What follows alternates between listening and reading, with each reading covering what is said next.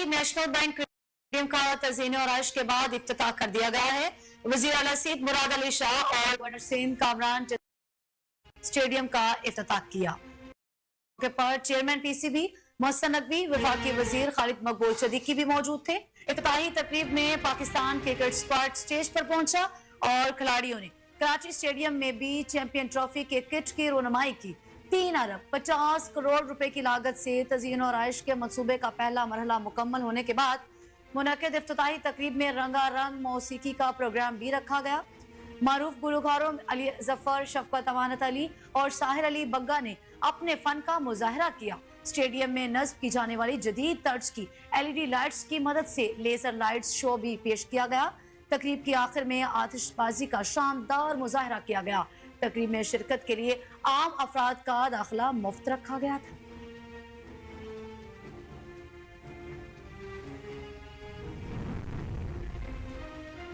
Chairman PCB Mohsin Naqvi ने कहा है कि लोग सोशल मीडिया पर बात कर रहे थे कि स्टेडियम्स नहीं बनेंगे। आज वो लोग हारे और हम जीते हैं। वो कराची नेशनल स्टेडियम की तामीर नौ में हिस्सा लेने वाले मजदूरों के एजाज में खुसूसी खिताब कर रहे थे। चेयरमैन पीसीबी की जानिब से 700 से ज्यादा वर्कर्स के एजाज में खुसूसी ताम का एहतमाम किया गया। चेयरमैन पीसीबी ने मजदूरों को पाकिस्तान और जनूबी अफ्रीका के दरमियान मैच देखने की दावत भी दे दी। तकरीब से खिताब में मोहसिन नकवी का कहना था कि आज के मेहमान खुसूसी ये तमाम मजदूर हैं, इनका शुक्रिया अदा करता हूं। उन्होंने कहा कि नेशनल स्टेडियम कराची की बिल्डिंग का काम लाहौर से बेहतर हुआ।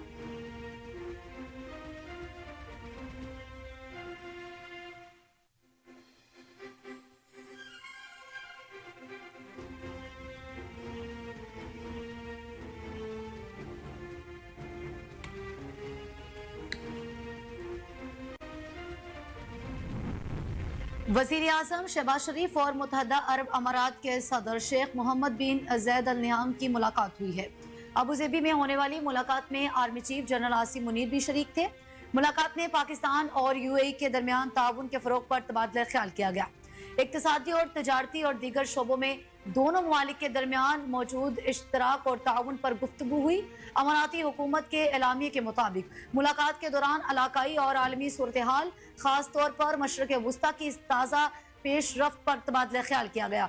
दोनों रहनुमाओं ने खित्ते में सलामती, इस्तेहकाम और अमन के क़याम के लिए दो रियासती हल की बुनियाद पर जामे और देरपा अमन के लिए बैनुल अक़वामी कोशिशें तेज़ करने की ज़रूरत पर जोर दिया।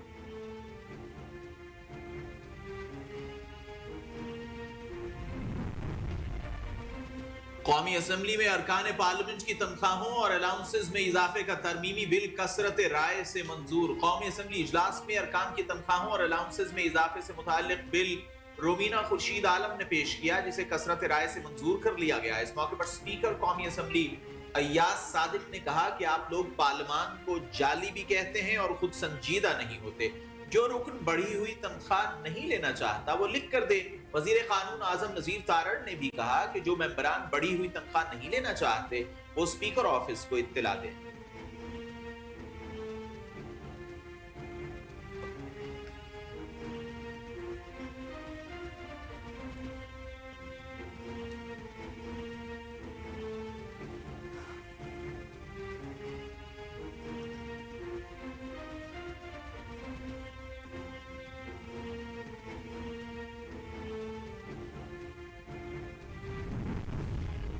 IMF के वफ्द की चीफ जस्टिस ऑफ पाकिस्तान से मुलाकात। चीफ जस्टिस ने IMF वफ्द की अदालती निज़ाम और इस्लाहात से मुतालिक ब्रीफिंग दी।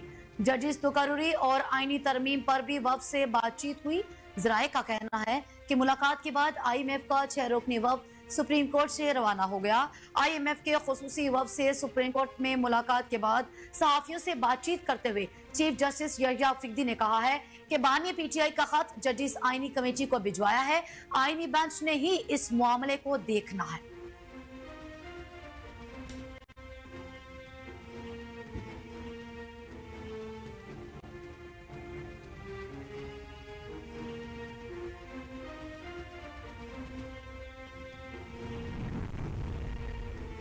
वज़ीर आज़म शहबाज शरीफ ने लीबिया कश्ती हादसे की मुताल्लिका हुक्काम से रिपोर्ट तलब कर ली। वज़ीर आज़म शहबाज शरीफ ने गहरे दुख और अफसोस का इजहार किया और जहां बहक होने वाले अफराद के लवाहिकीन से इजहार ताज़ियत किया। शहबाज शरीफ का कहना था कि इंसानी स्मगलिंग जैसे मकरू अमल में मुलव्वस अफराद के खिलाफ सख्त कार्रवाई होगी। वाज़ेह रहे कि 15 जनवरी को कश्ती वाक़े में 44 पाकिस्तानियों के जाँ बहक होने की इत्तलात थी। ताहम अब ज़राए का कहना है कि मकामी हुक्काम को सिर्फ 13 लाशें ही मिली हैं।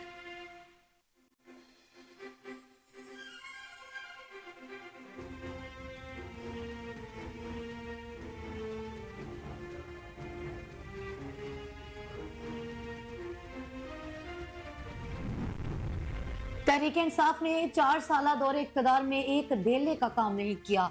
वज़ीर आला पंजाब मरियम नवाज का जश्न स्टेम में शिरकत और तलबा में इनामात तकसीम किए। स्कूल के बच्चों ने वज़ीर आला मरियम नवाज से अपने स्कूल यूनिफॉर्म्स पर दस्तखत कराए। तकरीब से खिताब करते हुए वज़ीर आला पंजाब मरियम नवाज का कहना था कि सरकारी स्कूलों में तालीम प्राइवेट से बहुत पीछे है। सरकारी स्कूलों के बच्चों में बहुत पोटेंशियल है। थोड़ी सी तवज्जो दी जाए तो सरकारी स्कूलों के बच्चे पूरी दुनिया फतह कर सकते हैं। मुखालिफ पर चोर डाकू के ताने कसने वाला आपके साथ मुखलिस नहीं हो सकता।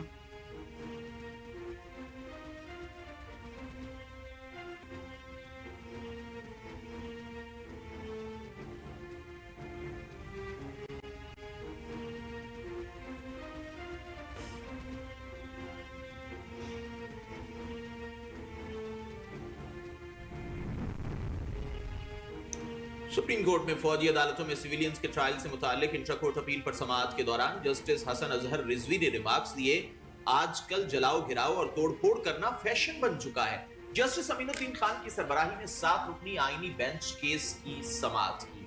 जस्टिस जमाल खान मंदोखेल ने कहा कि कोशिश करें आज दलाइल मुकम्मल कर लें, जिस पर सलमान अकरम राजा ने कहा कि मैं कल तक दलाइल मुकम्मल कर लूंगा। मरकजी फैसले में कहा गया आर्टिकल 175 की शिक 3 से बाहर अदालतें कायम नहीं की जा सकती। जस्टिस मोहम्मद अली मजहर ने कहा कि सर्विस मामलात में इब्तदाई समाअत मेहमाना की जाती है। जस्टिस हसन अजहर रिजवी ने रिमार्क्स दिए कि 9 मई वाकयात की फुटेज टीवी चैनल्स पर भी चलाई गई। शाम में भी लूट मार की गई। ये कल्चर बन चुका है।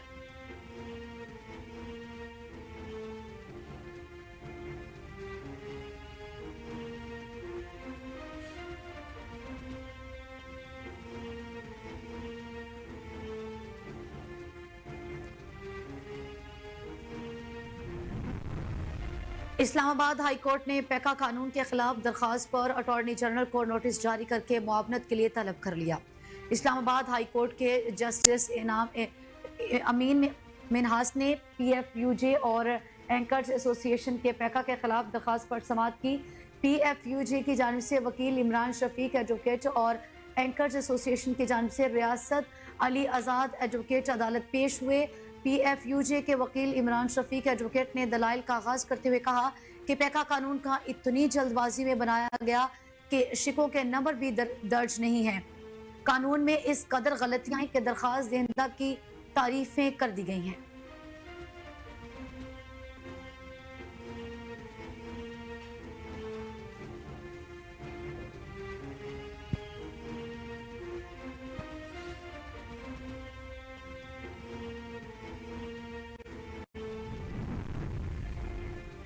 फिलहाल चीफ इलेक्शन कमिश्नर के नाम पर इत्तेफाक नहीं हुआ। पार्लिमानी कमेटी बनी तो ही नाम भिजवाएंगे। इलेक्शन कमिश्नर ऑफिस के बाहर मीडिया से गुफ्तगू करते हुए चेयरमैन तहरीक इंसाफ बैरिस्टर गौहर अली खान का कहना था, chief election commissioner member Balochistan और सिंध की मुद्दत मुलाजमत मुकम्मल हो चुकी है। 26वीं तरमीम के मुताबिक ये चल रहे हैं। वजीर आजम को चाहिए था अपोजिशन लीडर से इस हवाले से बात करके 3 नाम आगे भेजते, लेकिन वजीर आजम की जानिब से कुछ नहीं हुआ। बैरिस्टर गौहर का मजीद कहना था कि हम मेंबर बलूचिस्तान, सिंध और चीफ इलेक्शन कमिश्नर के लिए नाम भेजेंगे।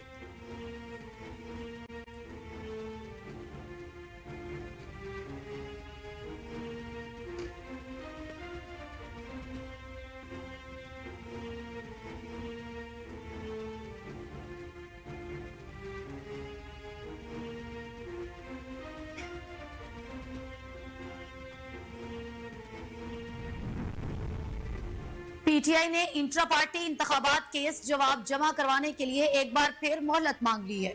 इलेक्शन कमीशन में पाकिस्तान तहरीक इंसाफ इंट्रा पार्टी इंतखाबात केस की समाअत हुई।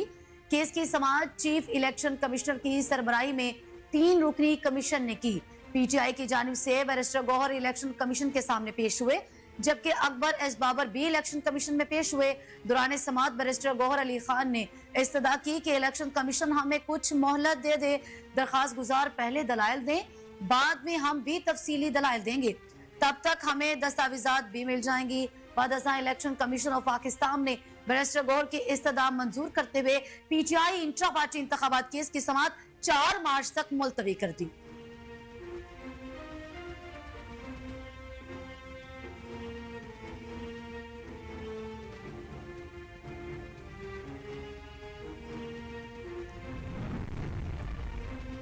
IMF के स्ट्रक्चरल बेंचमार्क के तकाजे की तामील के लिए हुकूमत को फरवरी 2025 के आखिर तक सिविल सर्वेंट्स एक्ट में तरमीम करना होगी और पार्लियामेंट की मंजूरी हासिल करना होगी, ताकि ग्रेड 17 से 22 के आला सरकारी ओहदेदारों के असासे जाहिर किए जा सकें।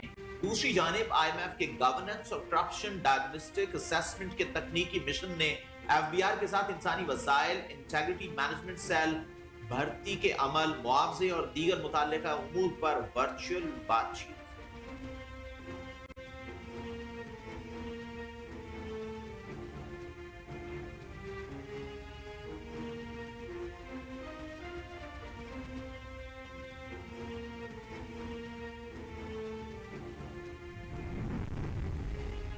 सवात में आसमान से सफेद गालों की बरसात, कलाम और मालम जब्बा में शदीद बर्फबारी का नया सिलसिला शुरू हो गया।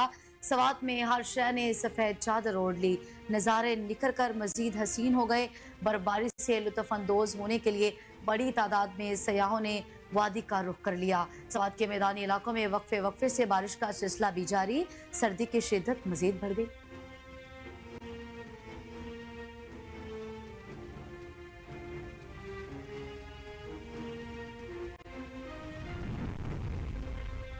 अमेरिकी सदर डोनाल्ड ट्रंप ने इस्राएली यरगमालियों की रिहाई के लिए अल्टीमेटम दे दिया। अमेरिकी सदर डोनाल्ड ट्रंप ने मीडिया से गुफ्तगू करते हुए हमास को धमकी देते हुए कहा कि यरगमालियों को रिहा न किया गया तो सीज फायर खत्म कर दूंगा।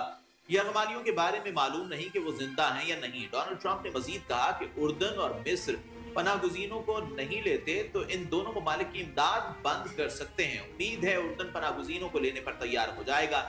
वाज़ेह है कि इसराइल की जानिब से गजा जंगबंदी मुआहिदे की खिलाफ वर्जियों पर हमास ने यरगमालियों की रिहाई गैर मुअय्यना मुद्दत तक मुलतवी कर दी।